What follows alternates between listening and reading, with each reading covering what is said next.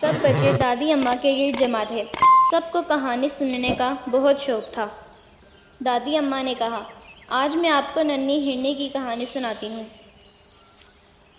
ننھی ہرنی بہت چلبلی اور بڑی شوخ تھی۔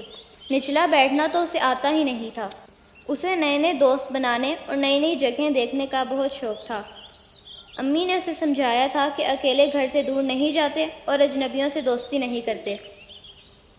ننھی ہرنی امی کی ہر بات مانتی تھی، لیکن ایک دن اپنے شوق میں گھر سے دور نکل گئی۔ شام ہونے کو آئی تھی اور ننھی ہرنی گھر واپس نہیں لوٹی تھی۔ امی ہرنی بہت پریشان تھیں۔ دل میں طرح طرح کے وسوسے آ رہے تھے۔ کہیں کسی شیر نے اسے شکار نہ کر لیا ہو۔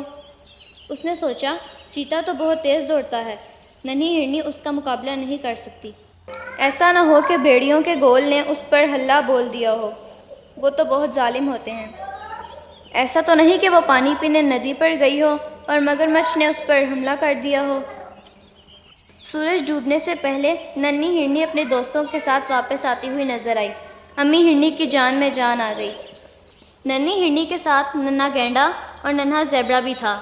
اس نے بڑے جوش سے بتایا، امی میں ان نئے دوستوں کے ساتھ ندی پار گئی تھی، بہت مزہ آیا۔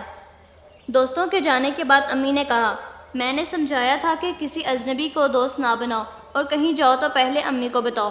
آپ نے میری بات نہیں مانی۔ آپ کو پتہ ہے میں کتنی پریشان ہو گئی تھی۔ ننھی ہرنی کو بہت دکھ ہوا۔ اس نے سوری کہا اور وعدہ کیا کہ آئندہ وہ امی کی ہر بات مانے گی۔ امی ہرنی خوش ہو گئیں۔ اچھے بچے امی ابو کا کہاں مانتے ہیں؟ دادی اماں نے کہا۔ آپ سب تو اچھے بچے ہیں نا؟ سب نے ایک ساتھ کہا۔ جی دادی جان۔ مزید کہانیوں کے لیے ہمارے چینل کو لائک اور سبسکرائب کریں۔ شکریہ۔